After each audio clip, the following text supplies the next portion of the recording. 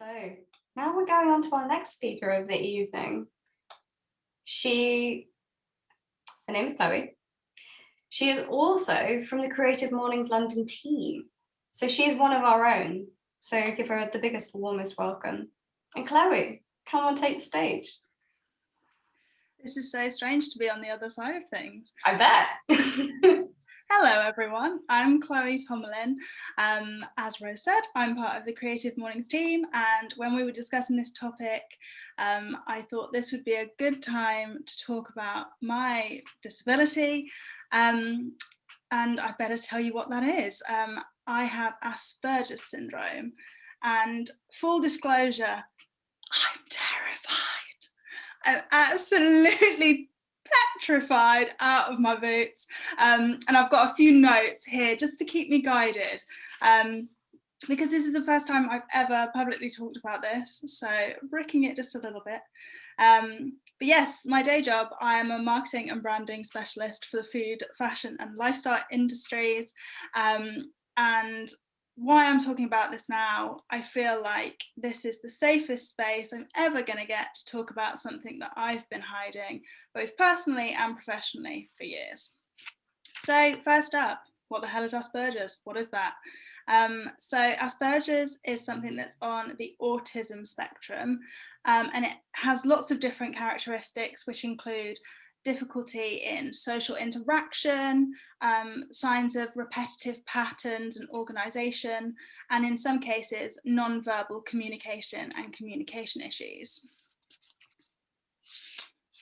And I'm hoping like during this, you'll see like a few cues, and it's like a in-person, demonstration of Asperger's. It can be inherited. There is some scientific bits and bobs that say you can inherit it, but there's no conclusive like treatment or fix to it. The closest we get is treatment for like OCD, anxiety or depression, or a mix of all of them together, just sort of shoved down your throat to see if they fix you. And the reason I want to talk about it mostly is because it is much more common in boys than in girls. And I have personal experience of very late diagnosis because, of course, men are different to women. And, within a population, only 0.05% of people have Asperger's syndrome. So it's a very, very small amount of people. But it's really, really important to talk about it because Asperger's really does affect everything within my life. And anybody who knows anything about Asperger's is probably thinking, what the hell? You seem to have this social thing down. Like, I'm part of Creative Mornings. My job is speaking to people and being with people all day, every day. My friends describe me as colloquial, high energy, a people person and a go-getter. But my Asperger's started I was born with it first and foremost, but the signs were there from the very beginning. But they got mistook as just like normal childhood issues. For example, I never wanted to play with any other children. I didn't want to touch anybody else. I didn't want to touch any other children or like play or anything like that.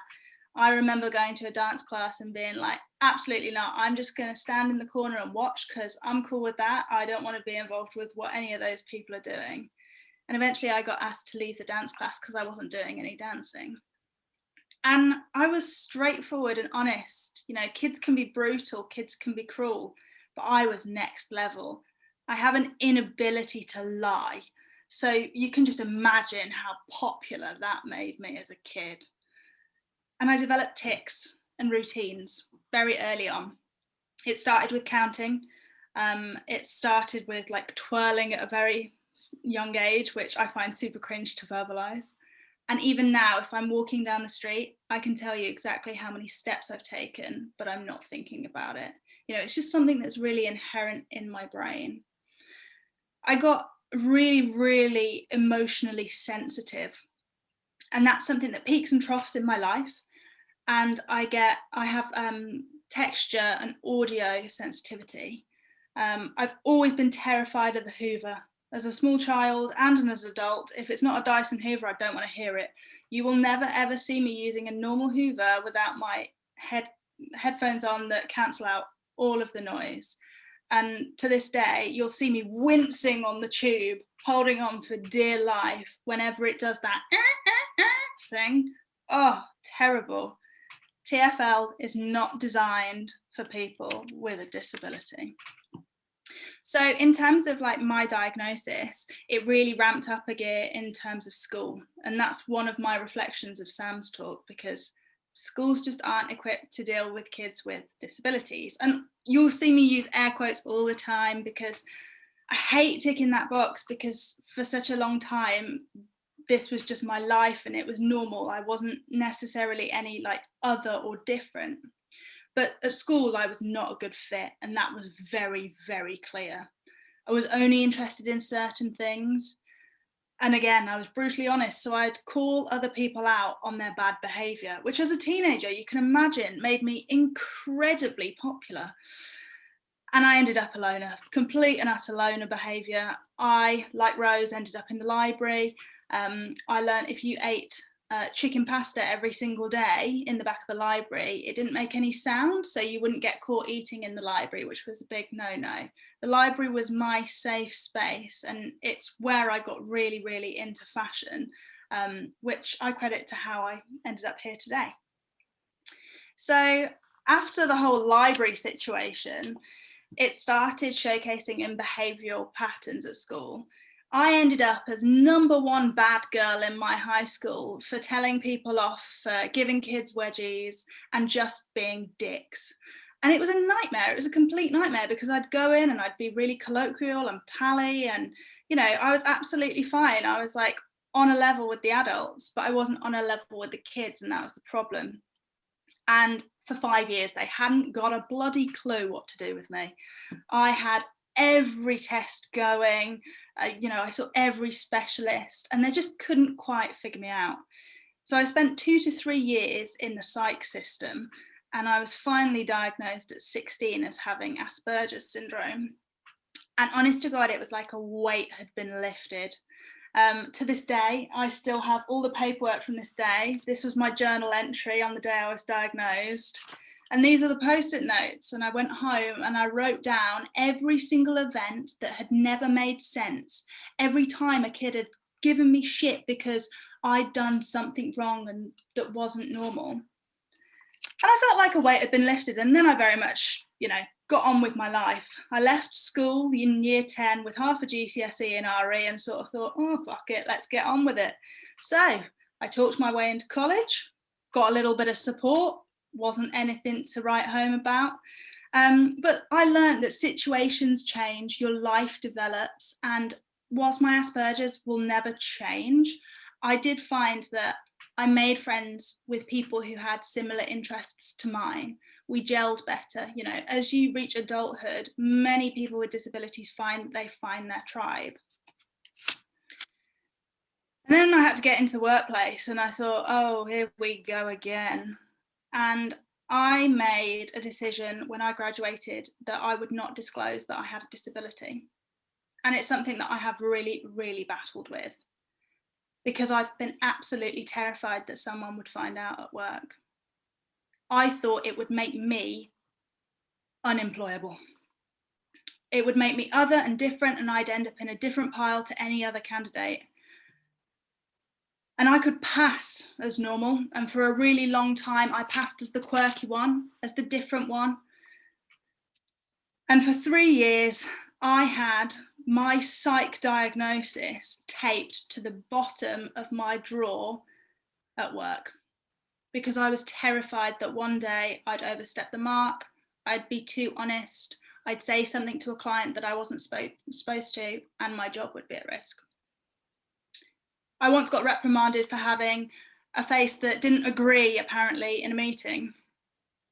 And I felt my world crumble, and I thought, this is not your bliss, Chloe. You need to sort this shit out. And I finally realised that I just needed to embrace who I was a little bit more. I had a bit of a reputation for challenging authority, for unethical behaviour. Snaps for me. But it got me in trouble, and it was tiring, and it was exhausting. And when you sit next to people every single day that crack jokes about people with disability, it just wasn't funny anymore. So I went freelance and decided to take control of my life. I ended up medicated for the first time. It's something that I didn't want to do for a really long time. And then I thought, you know what, you're only fighting yourself here. So I got medicated, I went freelance, and I sorted my life out. And it made me make my own path, which was really, really important in terms of my disability, because now I can handle my day to day. And I really do feel like I've had some changes, both situationally and with age. And I've done a lot of growth in that time. So I feel like the stereotype of Asperger's is very different to my reality. And I feel like because we're not seen or represented as widely as the spectrum is, there's so many other teenage girls out there wondering what the hell's wrong with me. You know, I had trouble, and I still have trouble now with my speech. My thoughts come too quickly. I have absolutely zero filter. Anybody who's friends with me knows that.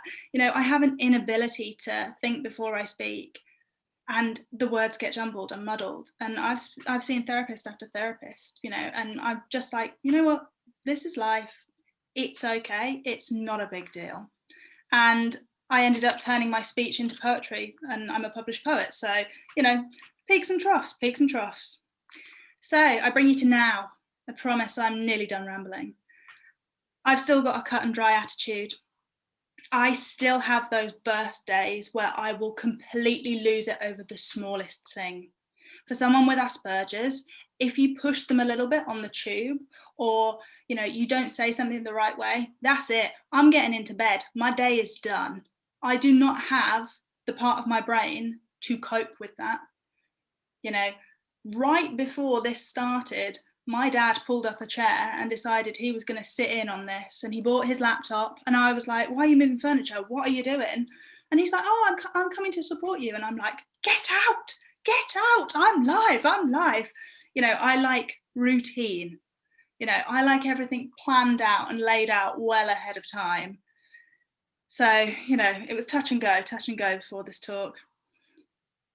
I wanted to touch as well about the mental health system within the UK, because I know lots of people will resonate with some of the things that I've said today, even if they don't have Asperger's or autism. And, you know, I can completely sympathise, because I'm permanently lost in the system. And that's something that lots of people with Asperger's feel as well. So to round off, I wanted to bring home some really chilling facts that I've had some big arguments about in my household. And that's because I can't find any prominent women with Asperger's. And I said this to my dad, and I said this to my stepmom, and I was like, look, there's just no people. And they were like, don't be silly. There's all these billions of people. There's got to be someone. And this is the kicking point of why I wanted to do this. Because male representation of Asperger's, they have Steve Jobs and Bill Gates. And me, I get Susan Boyle and Anne Hegarty. Now, granted, both exceptionally talented women, but they're not on the same change maker level and in the public eye like Bill Gates is and Steve Jobs was. We need more representation, and we need more communication about people with disabilities in order to level the playing field. So thank you so much for coming to my little TED talk tonight. And a massive thank you to Rose for hosting and facilitating and making this such a safe space.